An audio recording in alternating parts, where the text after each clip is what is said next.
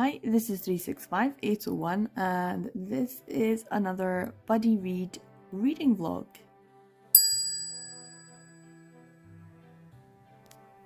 So, good morning, it is March the 21st. It is gorgeous weather. I don't know if you can see, it's so sunny. It's been really sunny for the last week or so, so I'm enjoying the spring feeling. I've got some flowers that haven't quite blossomed yet, so wait for that. I'll maybe take you on a walk sometime this week to see the forest where all the little snowdrops and crocuses and now daffodils are coming through. So at a certain point you can see all three. So hopefully, fingers crossed, I'll get to show you some pretty flowers that makes you feel of spring. So here's my breakfast. I've got croissant. Feeling very French, some coffee, and Love is Like a Hurricane. This is the next buddy read that I'm doing with Katie. We have had mixed success. Overall, it's been positive. Let's see if Love is Like a Hurricane is actually going to continue that more positive trajectory. Who knows? I don't really know very much about Love is Like a Hurricane. This was one of the final volumes that I got for 801. This is part of the DMP, kind of one of their imprints that was supposed to be explicit, and therefore it was, as they deemed it, yaoi because of the 801 moniker. But there you go. Love is Like a Hurricane, the final volume, volume 1, and I got it, and so I finally got the full set. And I honestly had never even bothered to read the synopsis at the back of any of the other volumes until I finally got volume 1, because I wasn't going to read them, so there was no point. And then in October I thought I'd give it a go and read the whole series, and I read the back. And honestly I was like, oh no, this sounds shit. So, when Katie, well, I think I probably suggested it because I know she enjoys the series, or at least she said that she thought it was a good series. Whenever I posted anything on these volumes, lots of people are like, oh, it's a great series, you're gonna love it. And as soon as I actually read the synopsis at the back, I was like, this sounds awful. I'm not gonna enjoy this at all. I wanted to yeet it across the room, especially because this is the more expensive volume. It's in great condition though. I'm really pleased I got it. So anyway, getting your breasts or butt grabbed on a train in Japan is a common experience for some women. Like already I'm feeling it. I'm feeling the rage. So when Mizuki finds himself getting molested first thing in the morning on the way to school, he can't believe it. Worse, the perpetrator isn't a nasty old man, but the school student council president, Azuma. So, assault straight off the bat, and I haven't even opened it yet. What? Like, everyone said this is good. Why did they say it was good? See, it's starting already. No, I have to have a positive outlook. When Mizuki gets called to the student council office later that day, he plans to tell Azuma how he really feels about the morning's excitement and demand an apology. What he gets instead is a confession of love. Oh, okay. Well, maybe that's not too bad. Can Azuma convince... Well, it's still bad, guys. It's still bad. Can Azuma convince Mizuki that they are a match made in heaven? Granted, his courtship technique could use a little work. Yeah, you're telling me. Telling your beau you like him because he reminds you of your dog. Oh, no, it's not another... The dog that they had when they were a kid. Oh... Score you that many points? No, it does not. But Azuma isn't above using his skills in bed to weaken Mizuki's defenses. You mean just assault then, right? That just means assault. That's code for assault. Oh no! Oh no! Yeah, so this is the reason why I yeeted this across the room back in, I think it was October, and was like, nah, fuck that shit, I'm out. And I was also really disappointed because it had been such a big moment for me to finally complete a full publisher and to have everything and to feel that sense of completion, but also like ah, I did something. Good job. Well done. And then it was like, oh no, this is shit. But it's Tokiya Shimazaki, and I mean, the artwork is nice. I like it. It looks nice. I think I'm probably going to enjoy it, actually. It's going to be one of those that hopefully turns it around and I end up liking it. But we will see, because lots of people have said that they really enjoy this. So this is going to be today's volume. I'm going to try and read this. I'm going to have my croissant and a cup of coffee. I also have lots of work to do, but it's also sunny, so I might take you out for a wee walk. In other news, this book I got from the library. I might be doing a whole library video at some point. I've tried doing a few different videos and I just keep getting off track. I was on a break, guys. I was on a break. So yeah, I'll maybe talk about this in a wee bit. But yeah, food, coffee is needed. It's gorgeous though, so we might have a little bit of a read of this and see what we think about sexual assault on a train.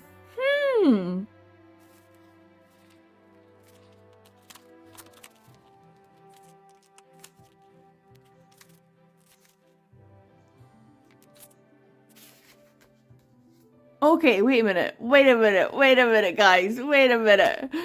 I'm not sure I can show any of this. Well, it is 8:01. Wait a minute. Okay, hold on. Well, that was explicit straight away. What? Okay, hold on. I'm gonna have to gird my loins. Calm. You're not angry, you're fine.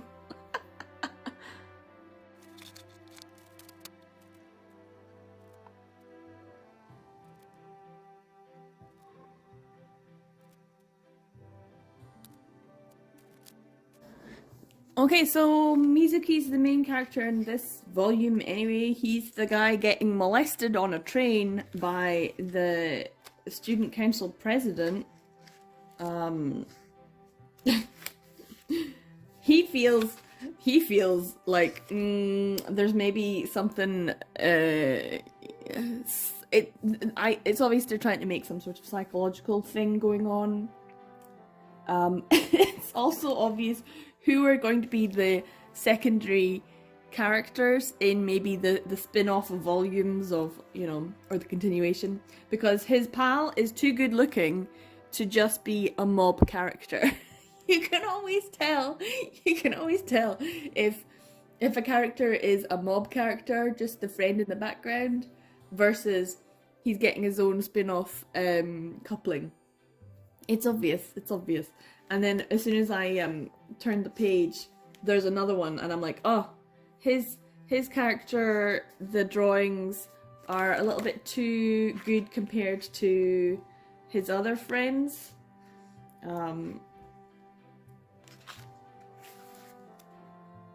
There's his other friends. They just look too generic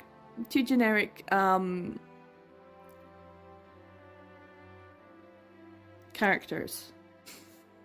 So yeah, he looks like he might be in one of the next couplings. We'll see.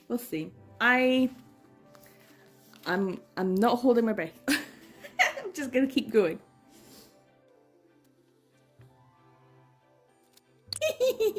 Okay, but as much as I said you can tell who's not the mob character and who is the mob character, his friends, the mob characters, are the cutest. Look at those wee faces. Oh, sometimes mob characters really do add so much more to a story. Look at that.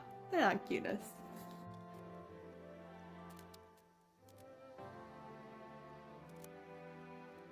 Well, that escalated quickly. Jesus.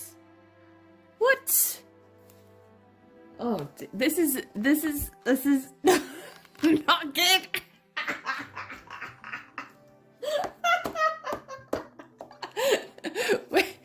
When they talk about BL, that's kind of trashy. This is Exhibit A, my lord. Oh god. But yeah, I still want to continue reading it now. Maybe Mizuki has stolen my heart. Oh dear.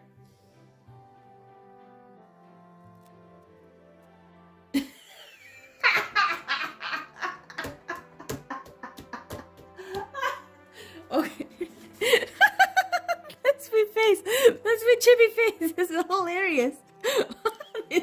Oh. But also, what is going on? Like, I'm laughing. This is mainly just assault. This is literally, like, all of this so far has been about assault and coercion and is unhealthy. And yeah, I'm laughing. Why am I laughing? I guess, you know, when it comes to good beats of dialogue, you know, yeah, that makes sense too. But also with chibis like that, you gotta love a chibi.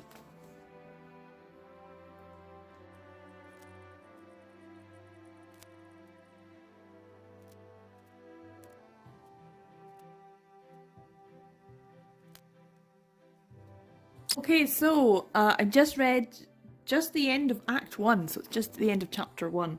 And oh my god. I mean, it's a comedy, it must be a comedy. So it's a sex comedy. Sex comedies aren't usually my thing, although I do read them whenever they're available, and I do end up laughing sometimes. But overall, I find them a little bit distasteful just because generally sexual assault is played off as a joke. But that's the point, they are sex comedies. So if I just view this as a sex comedy, it's unfortunately set in school, which is not the best place setting for a sex comedy. I mean, I've read a few, so like that weird Owl Ranger one on Vitekia, or Sublime has like Okusan's Fantasies. Like, these are sex comedies. They're sex comedies and the sex is the joke. So that's fine. But when it's high school kids, it's a little bit less fine for me personally. And also because, Jesus Christ, this poor kid is just being deflowered. And then subsequently deflowered again, like instantly. He has no tools to fight against the overly amorous affections of this student council president. He seems to be caught up, but it's the language used, it's the same phrasing, it's the same things. It's very old-fashioned BL of, oh, why do I feel like a girl, and why he shouldn't be doing this, but it feels so good. And it's those kinds of phrases that do perpetuate negativity towards BL. So but if I just read this now, going forward, as a, like, it's a sex comedy, that's kind of just how it is, then I might be more inclined to enjoy it. Because I have just read it and I have found it quite amusing already. And the artwork is lovely. I do like the art. So we'll give it a go. I might read a little bit more after I eat my croissant now, because it's staring at me saying, eat me. So I'll check back in with you later to see what I think of Love is Like a Hurricane. So I made it to the end of the second chapter. I think I'm just gonna have a wee rest with this. It ended with some great mob chibi characters. They're just their expressions are fantastic. Being discovered again. It is starting to be a little bit nicer. It's obvious that there is some affection there between the two, but yeah, it's one that starts with. I think there's just like a whole generation of works that start with sexual assault, and I know that this is probably the case because, like, Don't Be Cruel, Koisuru Bokun, the tyrant, these ones are like long running. Finder, jeez. All these ones that started at the kind of at the mid-early 2000s, it was because the publishers were printing one-shot stories, and the theme of the manga was assault, and that would just be the theme. Like, hey, mangaka, BL mangaka, can you draw a one-shot story with assault as the theme? Sure, okay, and they get paid for it, and of course they're going to take the money because they're struggling wee BL mangakas. And they all got published in like a sort of anthology version, and then some of them were picked up for longer running series, and that's what this feels like. I'll like those ones as well, when the mangaka suddenly is like, yeah, but how far can you take assault as a storyline? You can't take it that far.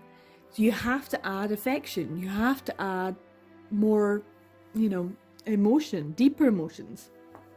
So this feels like one of those kinds of stories that starts with the sexual assault, that then you have to, as the mangaka, as the creator, you have to claw back some sort of semblance of an emotional connection. So even by the end of this second chapter, it's starting to feel like that's what the mangaka is doing. So I'm sure I'll enjoy the rest of it a little bit more. I'm going to take a wee break and get on with some actual work though, because I do have some documents and things to get done today. So yeah, I'm going to put a pin on this for now. I will come back to it. I do like these chibi side characters, they're the best. It is interesting because you can see that some of the other characters have been introduced. I think there's going to be a sort of incestuous one, and obviously one to do with the cousin, who's the other member of the student council. So all the student council, basically, this is like student council, student council love stories. I'm guessing this is what the whole series is going to be like. So there you go. I'll come back to this in a bit once I've done some work. I'll reward myself.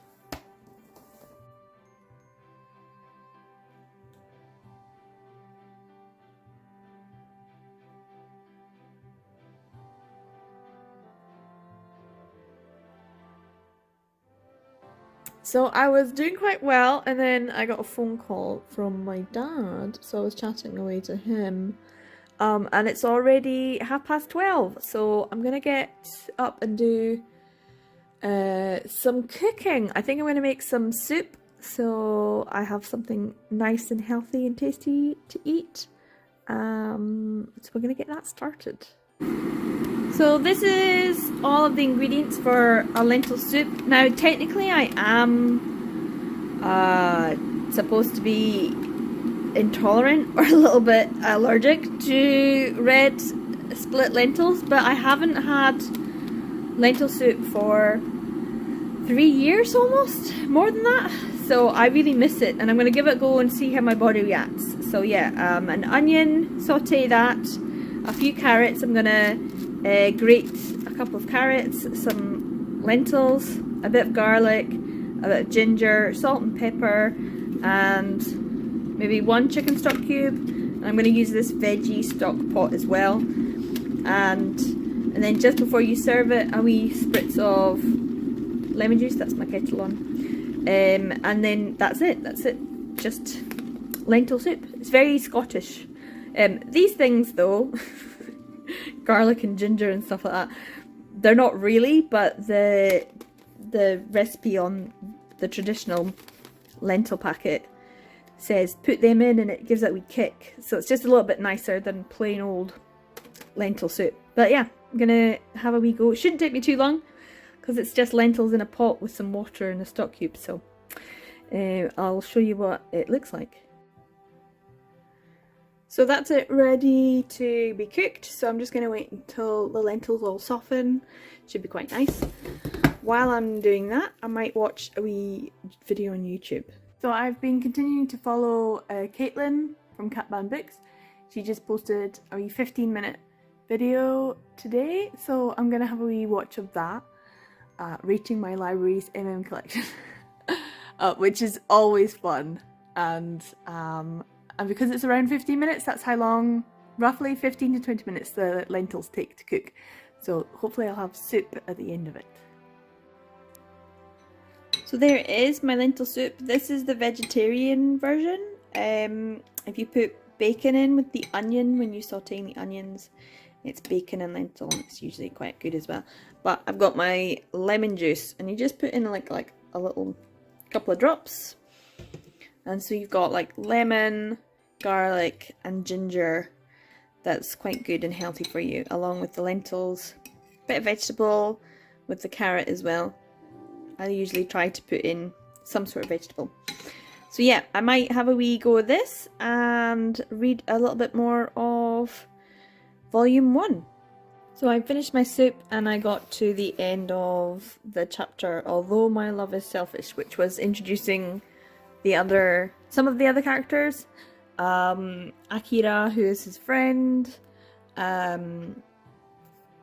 and also Izumi, who is his brother, well, his step brother, and they've been brought up together since they were about, I don't know, 5 or something like that. And it was looking like it was maybe going to be okay, but no, it just ended up in assault again, and the, you know, the person who was assaulted just going, oh, what am I gonna do with you? Okay, I guess we'll be together. Like, what? No! Oh, I don't know. I'm wondering how old this is. Like, when was it made? If I go to the back, maybe it says. Maybe it's at the front. Like, when was this actually published? Do we have publication information? I can't find it. Oh, here we go. In Japan. So it was published in English in 2007. So, oh yes, old. And the Japanese original edition published in 2001. Ooh, so yeah, this is if it was published in 2001, it was probably being serialized in either 1999 or the year 2000. That is 21 years ago. So yeah, it's 2022 now. So yeah, it's like a 20-year-old work. So our views on BL are very, very different from 20-year-old text. Even just in general, life, people, society, we're all completely different from 20 years ago. And so I do need to read this with that in mind, that it's of that time period. So if you are thinking about reading this, just bear in mind, this is a work from the year 2000, and it's very dated in its understanding of how the world works, how people work, because there's no way that these two couples that we have been introduced so far would in any way have worked out like this. There's a big no. So yeah, I'm how far along? I'm actually only like halfway through. So we've already been introduced to this main couple, and then his friend Akira, and Izumi, who works in the student council with him. So there's the two. The other one is his cousin. Is his name Takahashi? So I'm assuming he will have his own story as well. But yeah, I think I'm going to take a wee hot drink break. Have a lemon French, what are they called? Fancies? And then try and get a bit more work done. And then I might have a wee bit of a walk. Just because it's such a lovely sunny day, you can see. It's good to get some fresh air and exercise. It might help refresh my enthusiasm for work. Okay, it is 3:44. I'm doing okay. I could be doing better, but the sun is starting to go down behind the building in front of my house, and so it's getting a bit chilly. So I thought I would just put on some warm clothes and go for a wee bit of a walk, just to get some fresh air and hopefully a little bit more enthusiasm, and work up an appetite for dinner. I still don't know what I'm having. Probably a wrap. We'll see. But let's go get some fresh air and exercise.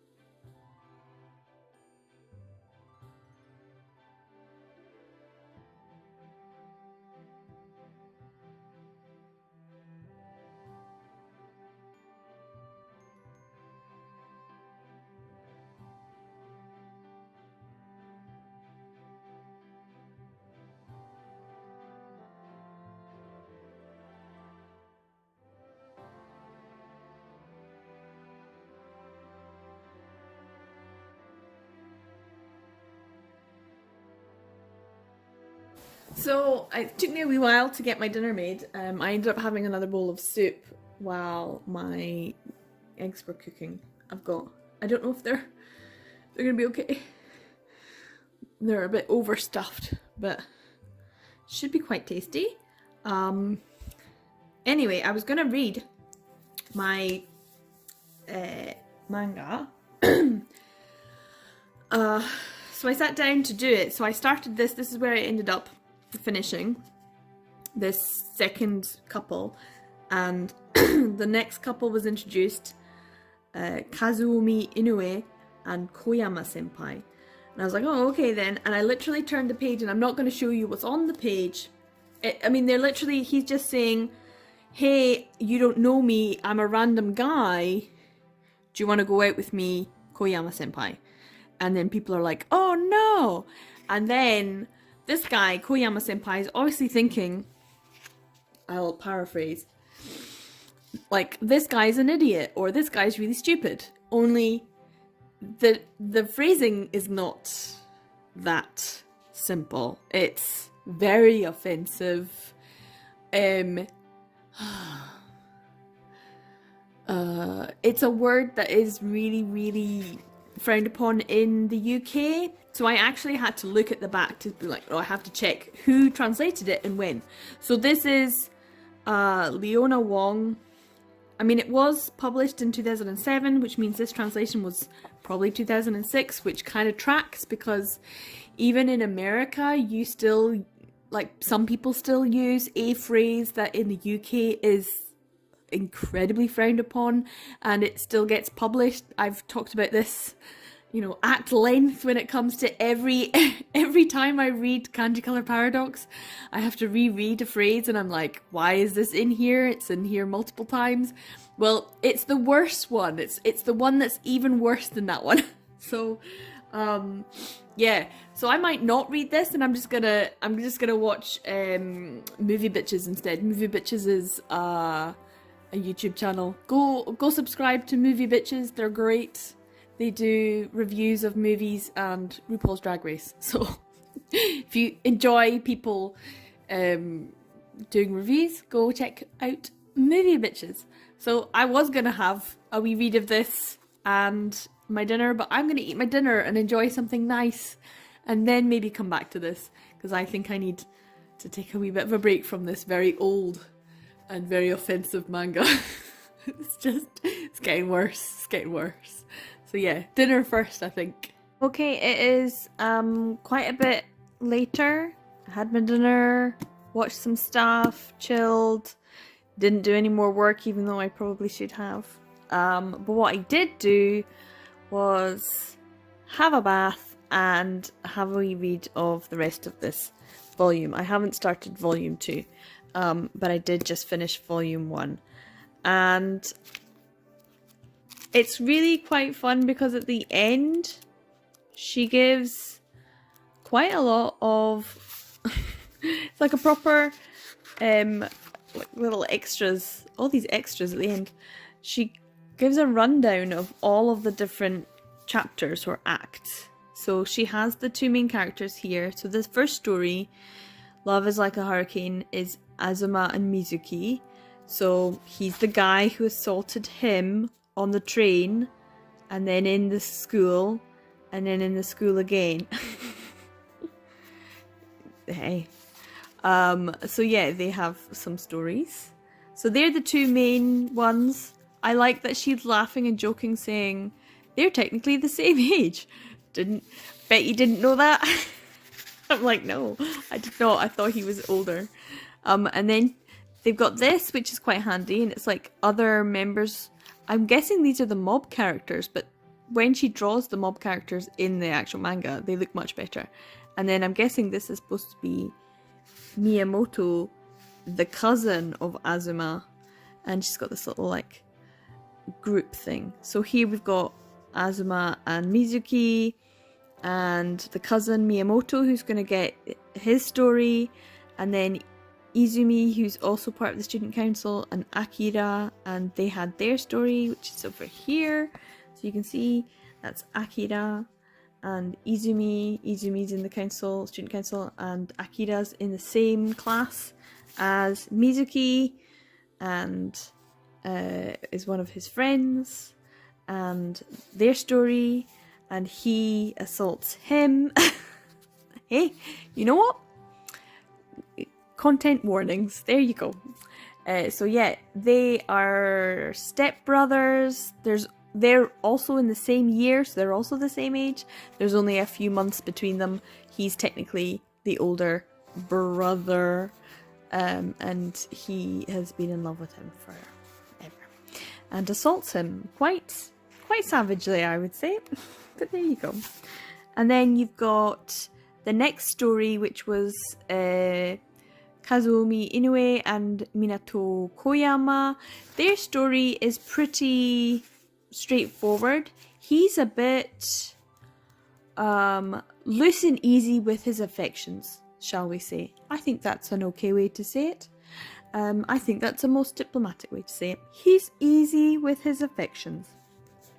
He's decided that he's fallen in love with him. He's like, dude, who are you? And also then uses phrases that are inappropriate. So for this particular story, I would put the warning of offensive language. Very offensive language. There you go.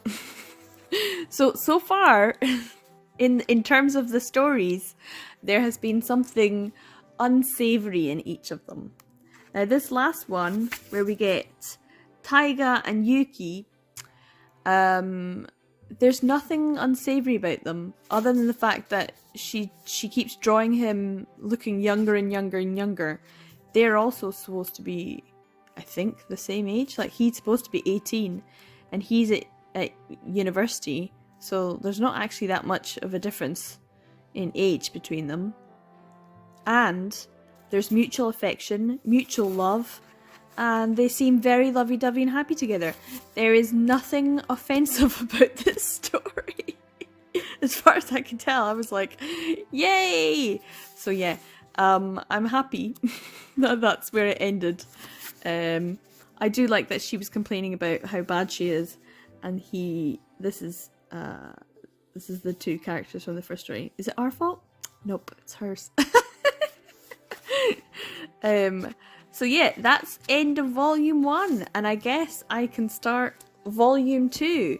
I thought it was just going to be their story all the way through because it's 5 volumes, but turns out there were other things going on. It's just a collection that has ended up spawning more. So we'll have a wee look at volume 2 before I go to bed. The cover artwork and the colour inserts are very nice. I think the binding's a little too tight. There are times when some of the words get kind of lost. We'll see if we can... There you go. It looks alright. So yeah, a bit dangerous to do this. I wonder how many stories we're going to get, what kind of characters, and will I actually be able to keep track of them, because I did find it was quite tricky to actually know who each of the characters were. The art style is nice, I'm enjoying it, it's okay. So there's volume 1 down, the most expensive volume. So a note about this series in terms of actually acquiring it now if you would want it.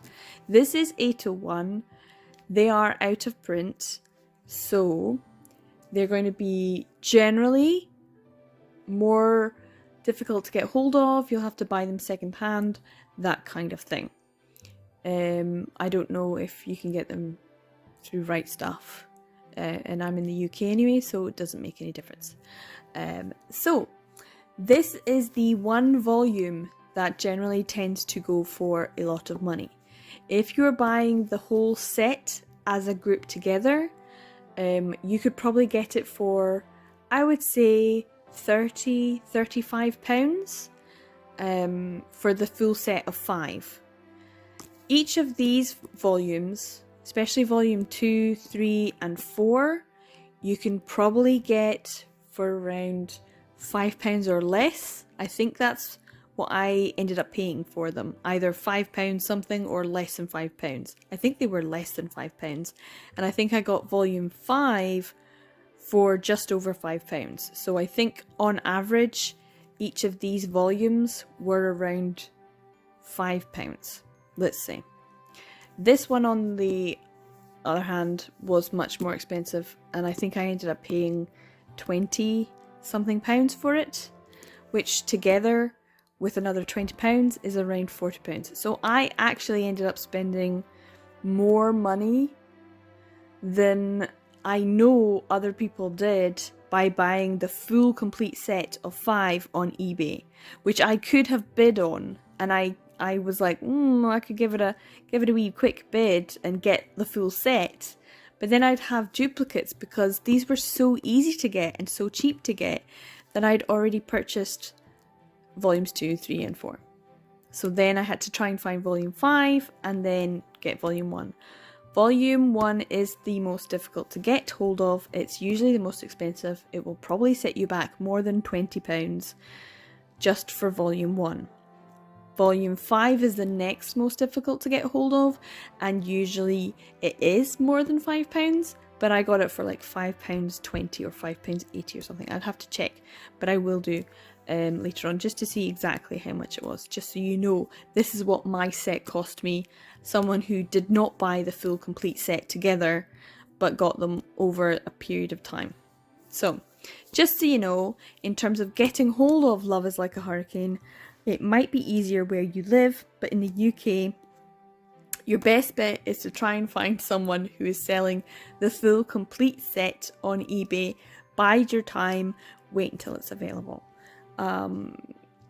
Because volume 1 is tricky. Unless you see volume 1 for a good price, snap it up. In fact, even if it was me, I would probably want to snap it up anyway, except this is in a really great condition. My volume 2 is not, and I didn't know this, but it does have a slight damage here. So, like a line across it. So, not that I'm that bothered about it. If I was in love with the series, I might want to replace it. But it's just a line. It's not too much of an issue. And I can't see myself being in love with this series. It's okay so far. Anyway, I've rambled on enough.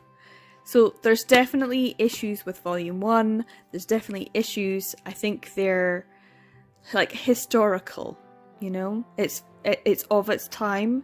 It's also of its time in terms of the translation. It's also of its time of like, hey, we're going to start the story with sexual assault, but you don't mind, right? You're fine with that. And then try and backtrack with actual emotional gravitas. So, we'll see. I will give volume 2 a go tomorrow. Yeah, it's probably going to be okay. We'll see. We'll see. So yeah, we'll see about the other. I'm now intrigued about the mob characters. The mob characters are the ones that I think are the cutest and the funniest. So I don't know, do they get their own stories? She said she was planning on it, so... I don't know. Anyway, it's night time. I'm ready for my bed. I'll see you in the morning. So, good morning. It is 22nd today. 22nd is a good day today. I've decided it's going to be a good day, so it's going to be a good day. But also, there's some exciting things happening. So, on less exciting news, I did finish this last night, and I read a little bit of this morning. This is volume 2.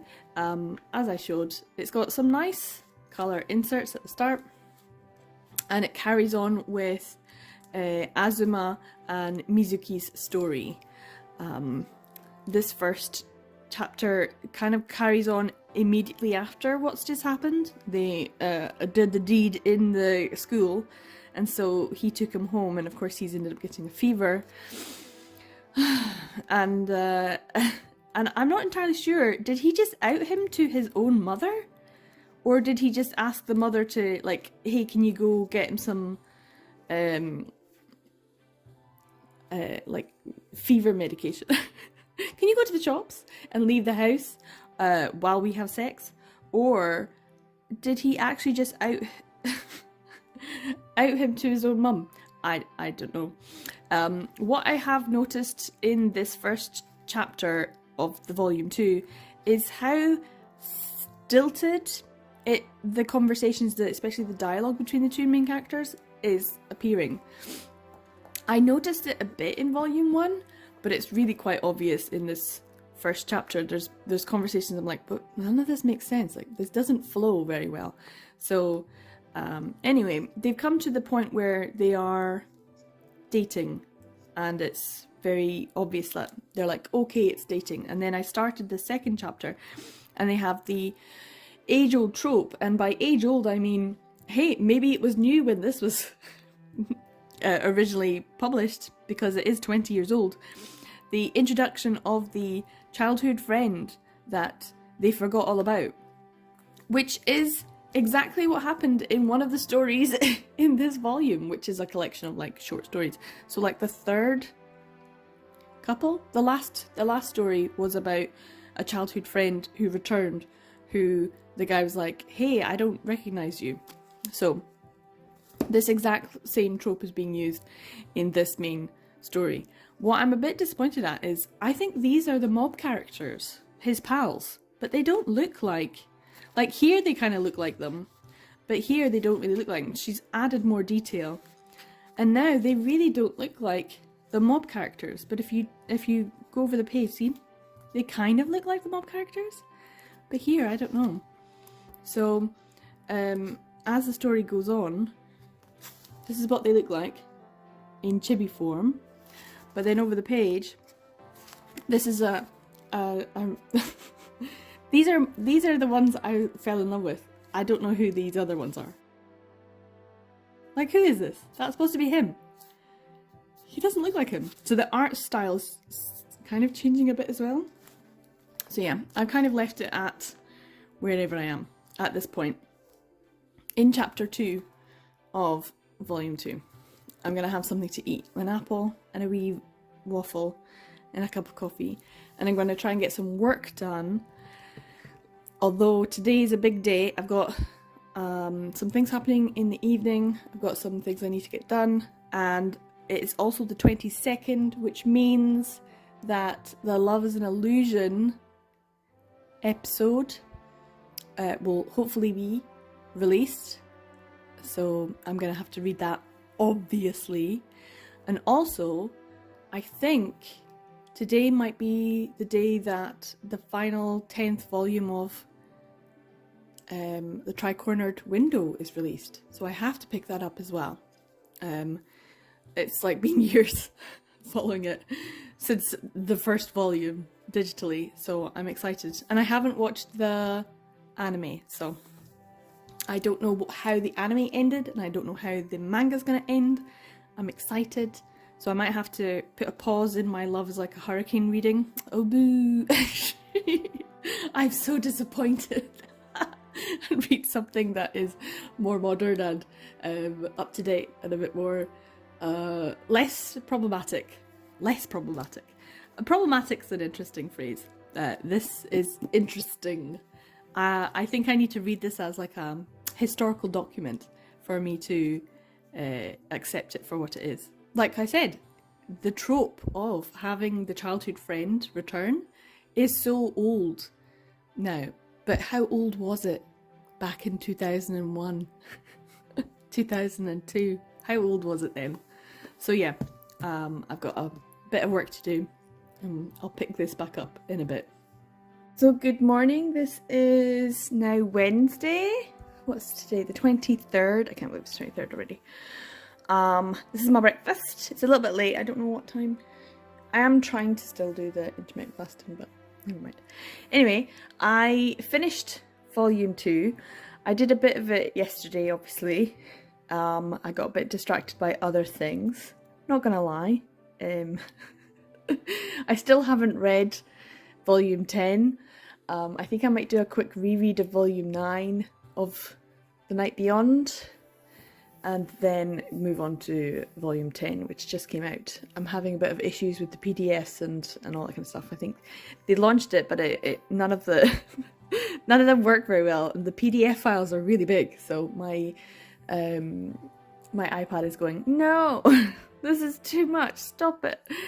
So yeah, I don't know, I might have to try and get the EPUB version, and that wasn't working last night. So the other thing I got distracted by was obviously Love's an Illusion, the Queen. She yeeted that guy across the room and they just stood there like an Amazon. Ah, so good. So yeah, at least I had some good stuff going on. I also got a little bit distracted by, what's it called, like top to bottom. There's like 7 episodes free on Leshin, and I ended up reading those, even though I wasn't supposed to.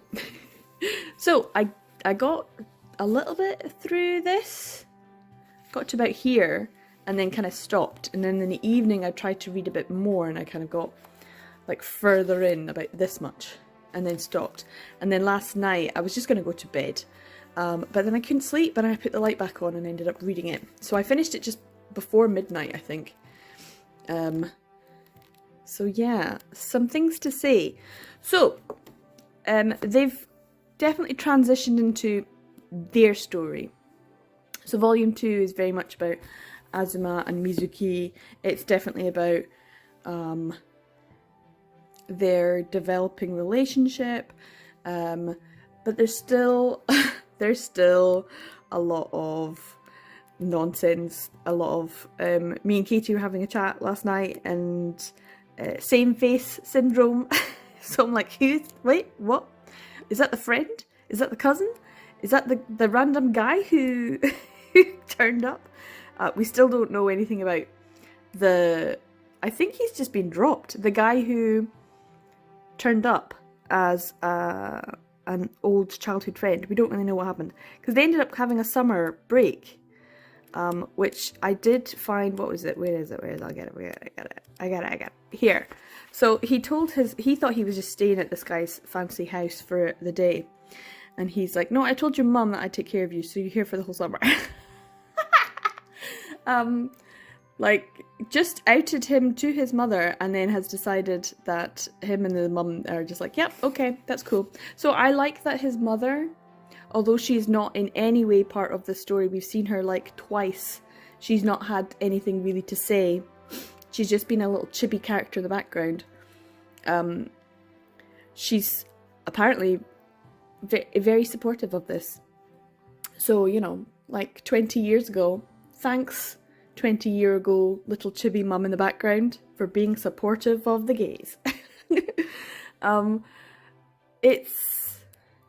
There's still a lot of things not quite enjoyable about it. It's very sex heavy, sex oriented. These two guys, the stepbrothers, they're still having their issues. It's very much of the uke, no, yes, no, that kind of thing. That's definitely like of the time, so it really does feel like it's of the time. I should definitely have some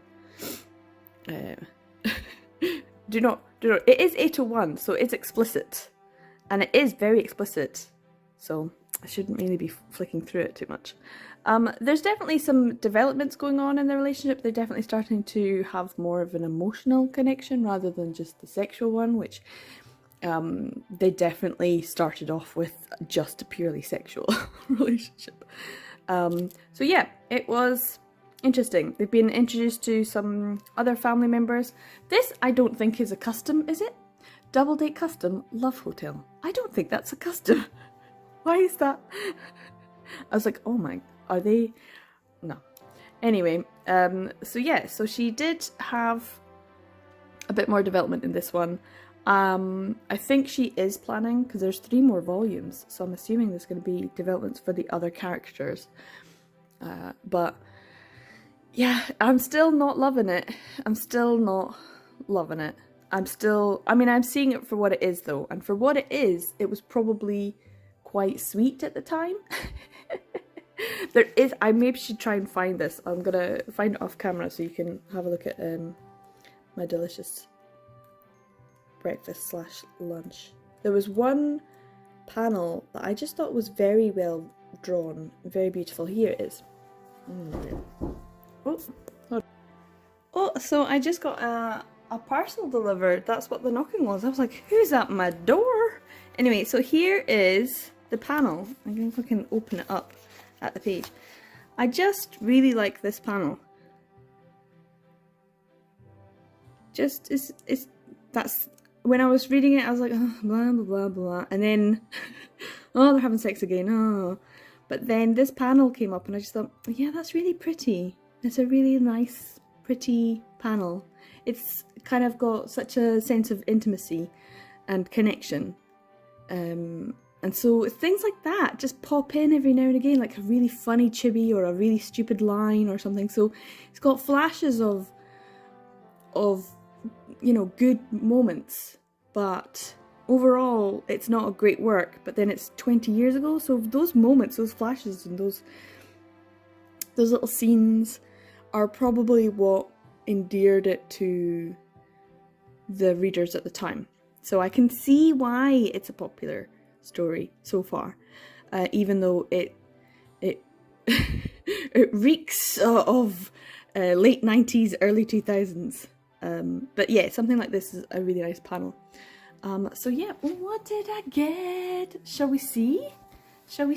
I will move on to volume 3 today. I will try and get a start on this anyway. I don't need to read all of it, but I'm assuming they're gonna carry on. I don't know who these characters are. Don't know who they are.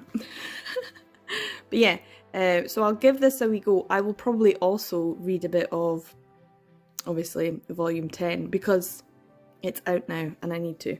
I was going to do like a whole big reread of the whole series for Tri-Cornered Window, but I haven't watched any of the anime except for like the first half of the first episode. I don't even think I watched the full episode because I was like, no, I want to. I'm afraid that they were gonna finish the anime because the manga's already out in Japan, and then I would have the end spoiled, and I wanted to read the ending in the manga because the manga is fabulous. Anyway, shall we see what I got? I don't know if I'll show it to you.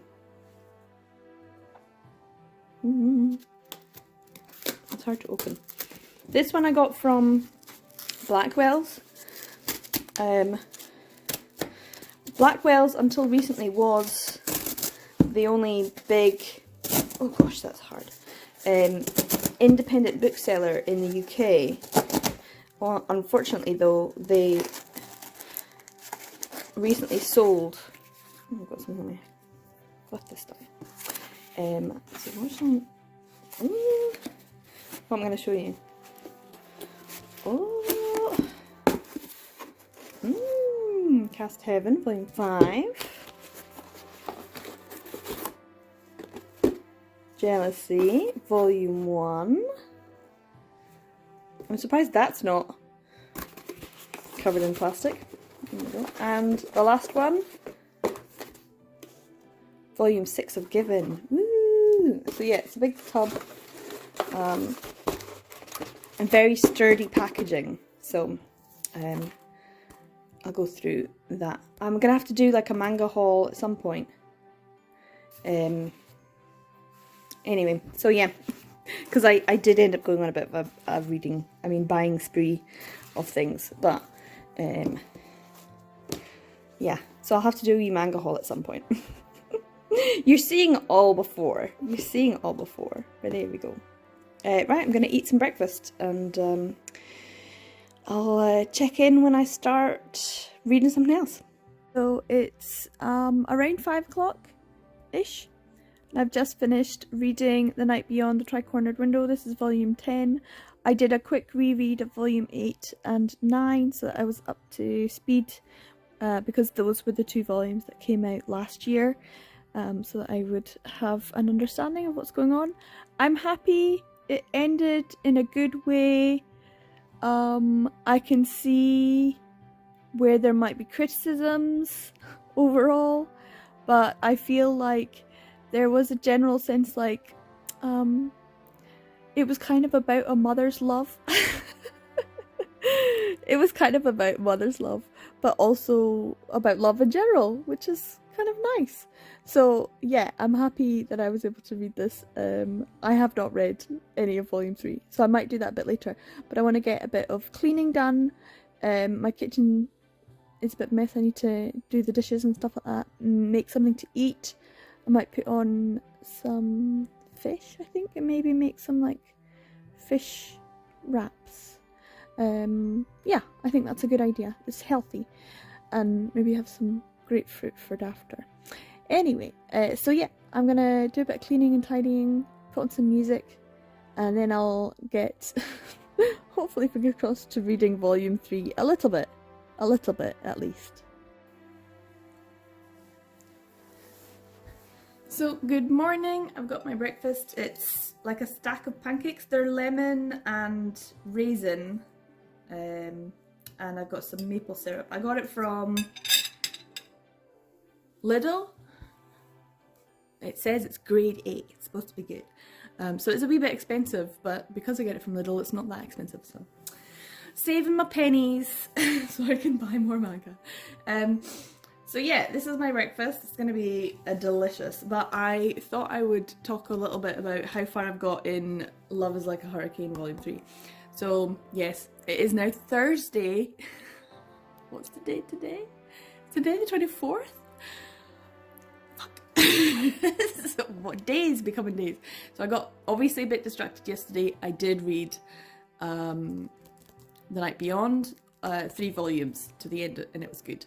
And then I started trying to do a bit of work, and I put an audiobook on, and I got a little bit distracted by the audiobook. I have to just decide not to listen to audiobooks because they are very distracting. And it was only okay, so it wasn't worth the distraction. So I didn't get to finish Love is Like a Hurricane. I only just kind of started it. But I started it and I got to a certain point and I thought, oh no, this is going to be terrible. So I'm just going to stop. So it's kind of, so far, I've got to this stage. I've got to a point where it's bad. It's bad, guys. It's not good. It's kind of like people like this enough that the editors are like, yeah, just keep going with it. But the editors also were putting out things like thematic, monthly or bi-monthly manga. So they'd be like, okay, the theme of this month is aphrodisiacs. Can you incorporate that into your long-running series for us? And the mangaka's like, yeah, sure. So this first chapter was all about aphrodisiacs. Aphrodisiac that also... So this kid is spiked. This is a sexual assault. This is drugged. He has been drugged because he was given an aphrodisiac without his knowledge. Not good. By Miyamoto. That's the council president, Azuma's cousin, who we all know is a bit dodgy. Anyway, he apparently made this aphrodisiac that also has the ability to make the person who's taking the aphrodisiac release pheromones that attract people. So, so he's like just having to run around, not be sexually assaulted. Nice. What? Until Azuma comes along, and he is like really annoyed. He's like, hey, where were you? And also, I'm gonna kill that guy. And he's like, no, you won't. He likes you, it's fine. And Azuma seems fine with it. And I'm like, okay, so he's not he's at certain points, he seems the overbearing semi. And at other times it's like, nah, that's cool. Like, what? Anyway, I got to the end of that chapter and was like, fine, let's see where this goes now. This next chapter, I am not happy about. Obviously, the editor said, this month's theme is Shota Con. Can you incorporate that? And the manga went, yeah, okay. Mangaka's just like, give me the money, I've got bills to pay. I will do anything you ask for. Weird, effed up editor who's telling me to do things.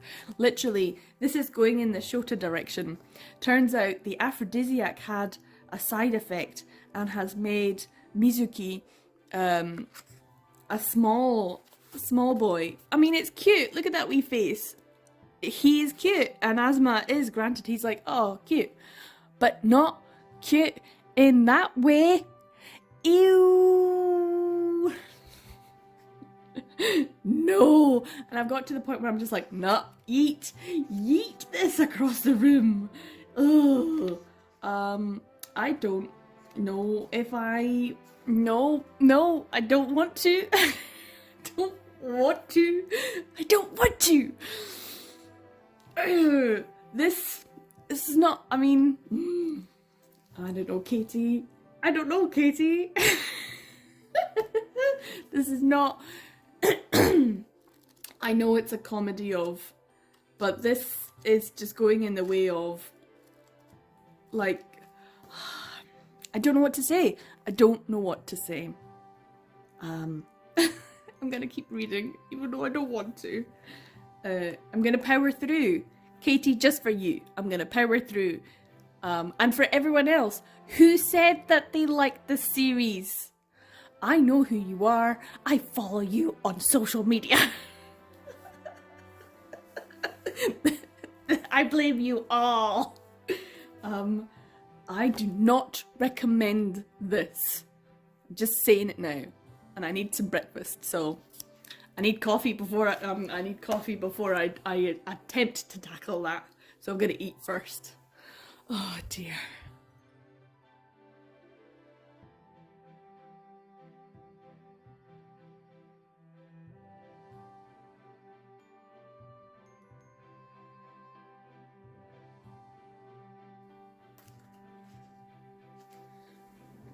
Okay, so the bit that I didn't want to read.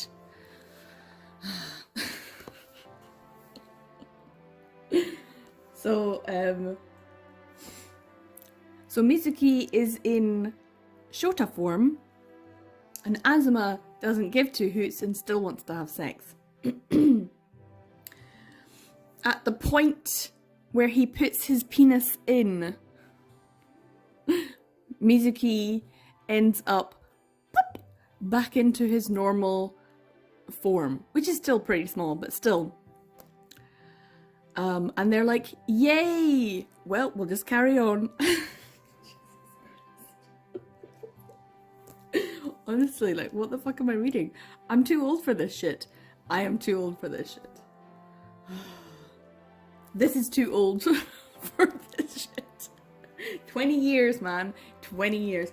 I at least know that I am a very different person to who I was 20 years ago. The world has moved on. So have I. This manga has not. I'll keep going now, because at least it's not, like, seriously bad. Well, we'll see. I'll check in with you in a bit. So, I just finished volume 3, and my breakfast was delicious. So it was okay. It was an okay volume in the end. I do think that it's jumping the shark a bit. What happened afterwards? Oh yeah. I was like, what? What's actually going on? It's just episodic of nonsense, full of nonsense. So the pheromones made Mizuki be attractive to lots of people, not just Asuma, in the first chapter, and then he was small in the second chapter, and then in the third chapter, all of his pheromones, oh, I don't know what that was. All of his pheromones were still like in effect, so all the boys at school were brought to the yard by Mizuki's milkshake. It was like he was like catnip for boys. And decided that that was the day that he was going to try and stand up for himself and tell Asuma, no, I will not be dragged around by your pace. And so he was like, okay, I know where this is going. We all know where we're in. And then the next one, it was, he needed tutoring help, and so he's, I'll do anything if you help me, Asuma. And so he dresses him up as a cat boy with ears and a collar and a tail. And then we had this extra story, You Are My Lovely Servant, which was all about Sota and Kyosuke, and it was sort of like, you know, the shorter tsundere young master, Botchan, and his best friend, who is the same age as him and is kind of like the servant who's the son of his boss's, you know, right-hand man type thing. We've read this story, but is this the original? Who knows? They're just pupils in the school, and it turns out that his dad, Kyo? Sota? I can't even remember which one's which. Kyo. Sota's dad is going to be moving away and setting up a branch of the business, and so Kyo thinks that So is gonna be moving, and so that's how they end up finally confessing their love for one another. And it turns out he's just gonna live in the dorms, so it's fine, he's not going anywhere. I do like the little touches of like the random mob characters. I do think the mob characters is the best thing about this work. All of these random little mob characters in the background giving commentary on the nonsense that's happening. Like this guy here with the glasses, who's probably like Incho. This is ridiculous. I concur. So yeah, the mob characters are the best thing about this work so far. It does feel like it's jumping the shark. I do have to remind everyone, this was published in December 2007, but originally the Japanese edition 2002. There you go. 2002. So it is a 20-year-old work. This is volume 3. So we'll see. I'm looking at volume 4 at the back, and I do not hold out much hope for this volume to be any better than the rest. But it's good that they focused on this main character, main couple. I do think that it makes for a better series overall. But she did say in volume 1 that all the other characters were going to get their spin-off love stories. So do they? Are we gonna? Like, is Miyamoto the cousin, second in command at the student council president? Is he gonna get his story? Because he's a weird one.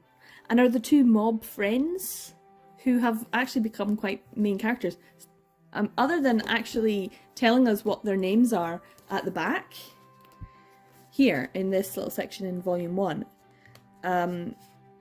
Mizuki has Akira, who we got introduced to. We've only seen him pop up a couple of times. Masaru and Yuya. At no point have they ever had their names mentioned in the text in conversation. No one has referred to them as Masaru or Yuya, Hashizume, Taguchi. I don't think so. I don't think I've ever seen them. I'm like, I don't even know what their names are. But yeah, that's what they're supposed to really like. They look much better when they're in mob character form. So yeah, are they supposed to get their own? She did say. She did say. Anyway, this story is wild. So I'm going to be moving on to volume 4, but I'm going to go to the shops first.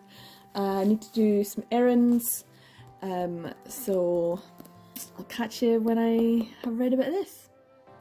So I got back from the shops and I'm really pleased I was able to get this. I saw it being advertised a couple of weeks ago, but it wasn't in the shop when it said it was going to be in the shop. They were obviously just a bit late getting it. And it's a salt crystal lamp, and I'm really excited to have one. So hopefully it looks nice when I set it all up. So that was one of the things I got. The other is just like a cheap bin. It's just a plastic bin. But every time that I went into the shops to get a plant, and the lovely big ceramic things, the plant pots, were there, and I couldn't either buy them and carry them back with my shopping. And now they're not there ever whenever I need them.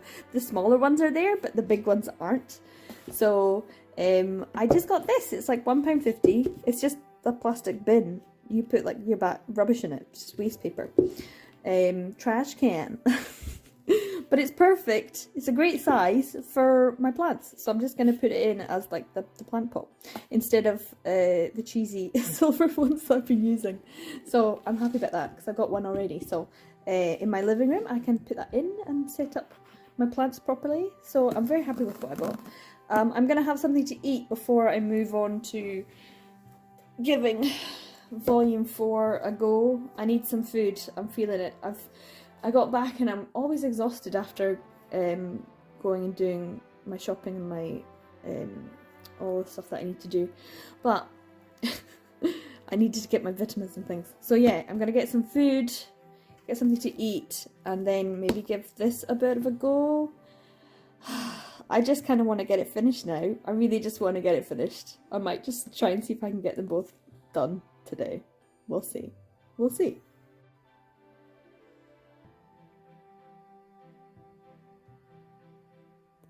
So it is Friday now? Is it Friday? Yes, it's Friday. It has taken me all this time to get... I mean, I started on Monday. This is shocking. So I did get to the end of volume 4 today. It's kind of halfway through the day. So I'm just going to try and see if I can just carry on right through and finish this today. I'm going to. And then maybe upload this on Monday. It's a plan. So, volume 4, what happened in volume 4? Nothing?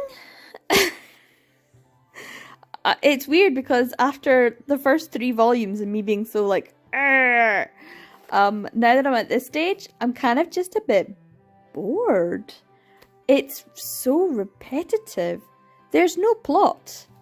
There is literally no plot. It's just little vignettes of silly, stupid stories with no real direction. And it's full of nonsense. I guess this is where the fluff comes in. But this is not fluff. This is just... This is Mizuki. He's just constantly saying, no, no, no. Even though he then, in his mind, says, oh, but it feels so good. And then there's Azuma, who's just like, yeah, let's just have sex. Like, all the time. I mean, what happened in this? Oh, yeah, we got a little bit of the other couple. So, if I don't know, is it here? Is it here? This one. We got Akira, who's his classmate, and Izumi, they're the stepbrothers. and who's also on the student council with Azuma. It doesn't help that their names are kind of similar. Anyway, the stepbrothers have a little bit of chapter in this one. There's a bit of a throwback to earlier volumes when they walked in on them, and then they're walking in on them. I mean, the student council room needs to be locked. They should have learned from this. And then, what else happens? It's just silly nonsense. It's school festival stuff, so of course they're getting him to dress up in a maid costume. We get Tiny back for a wee bit. He disappeared for a bit and then came back. What else happened? They had the actual festival, then there was an introduction of some people who don't really matter. None of it matters. None of this matters. None of this has any consequence. It's the same thing over and over again. I'm utterly bored. And then here, right at the end, apparently Mizuki has a sister.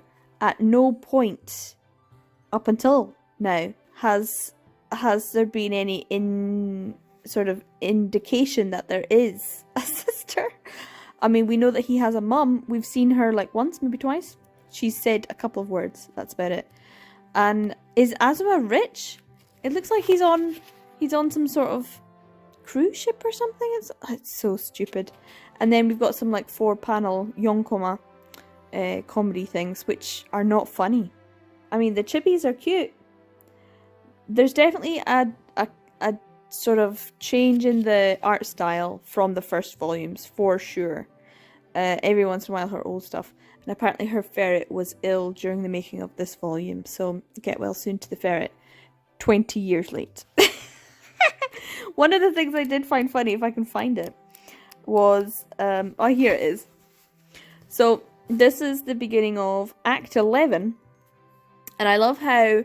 this is obviously 20 years old. So, thinking it would be cool because Japan loves English stuff, even though they're absolutely appalling at English.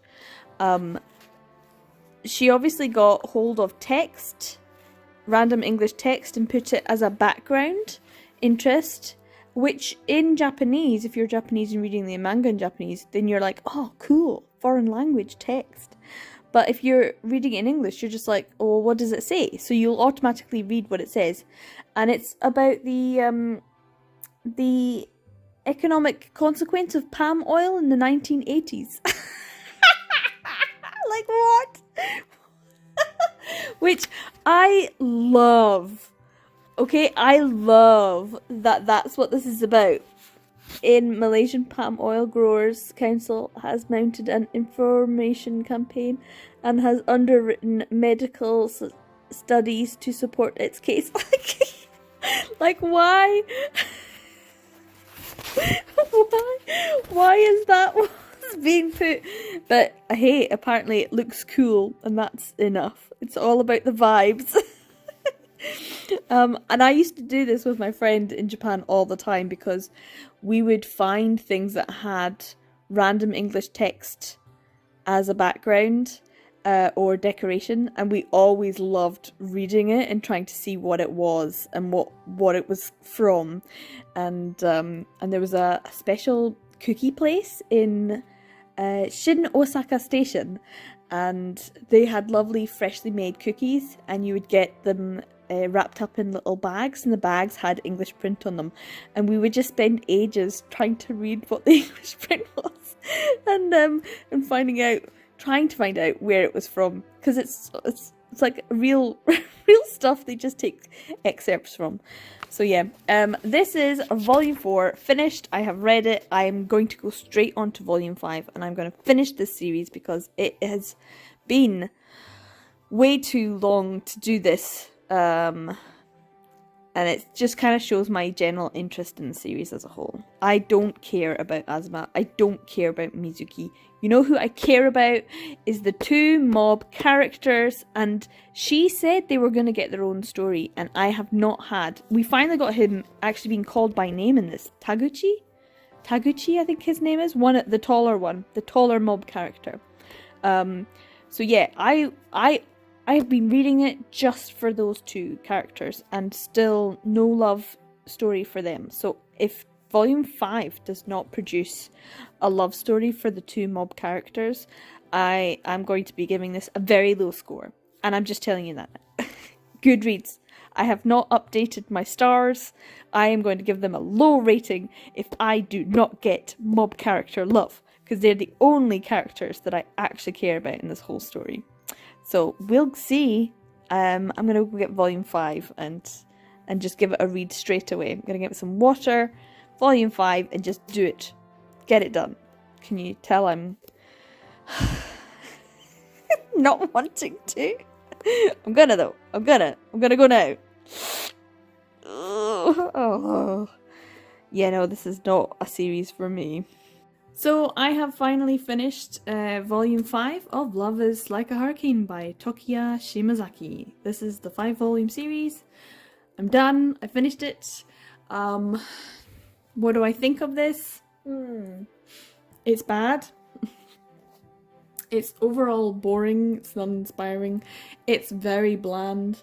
It's full of tropes that I don't particularly find enjoyable. It's full of meandering non-plot. It's just excuses for sex scenes. I did not enjoy this final volume any more or less than the rest of them. It was just more of the same. It was the same. So there was stories about the friends from the past, stories about studying, stories about making fun of Mizuki, which seems to be the main point of this. And there was the sister again, and oh yes, a new person getting introduced, a tutor to tutor Mizuki, who of course assaults him because of course. So yeah, I didn't really enjoy this final volume. I didn't really enjoy the whole series. The characters that I did enjoy were the friends from... Here we go. Let's see if I can get them. These two guys here. Yes, I do. Hey, Azuma-kun, you are the worst! I just thought it was so funny. The worst! The worst. So yeah, is this the worst though? When it comes to lots of people saying, oh, Love is Like a Hurricane, it's really good, because I know Katie had said that, but she hadn't read it in a while, and I know some people who had purchased this fairly recently as a complete set, and then said that they enjoyed it. Like, quite a few people have said, oh, I love that series. But, you know, like, when was it the last time you read it? And did you enjoy it? Is it good? No, it's not.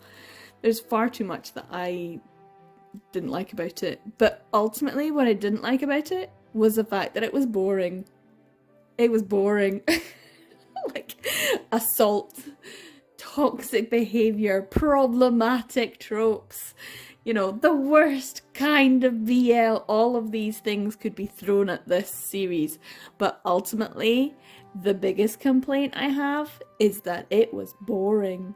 It's taken me all week from Monday to Friday to read these 5 volumes because I didn't give a shit about these characters. I didn't care. It felt prosaic. It felt meandering. It felt plotless. It felt pointless, and so the whole yaoi Yamanashi type thing, you know, that whole description of what kind of BL was at a certain point in time, I can understand, because this felt pointless to me. Like, there was I didn't feel any connection to these characters. Maybe people do, maybe other readers do, and that's great, and I think, you know, I'm not going to yuck your yum. You yum away. But for me, this is not it. This is not it at all.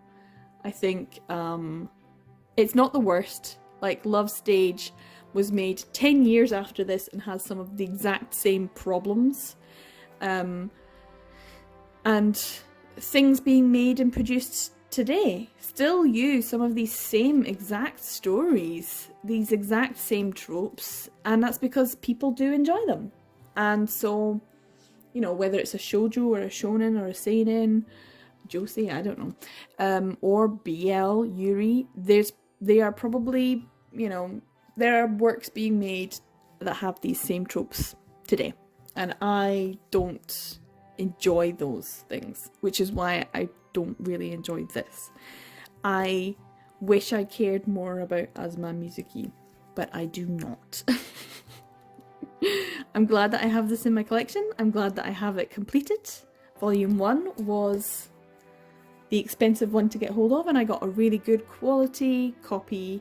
I found Volume 4's, this is the kind of person I am, I have like I was obviously using it as like a bookmark, was the amount I paid for Volume 4. I wonder if you can see. There we go. £3.69. Not bad. Not bad. I may as well shove it in there. I know. So yeah, I got some for a really good price. That's £3.69. This one, you know, like 20 something pounds. Is it worth it? No. Financially, no.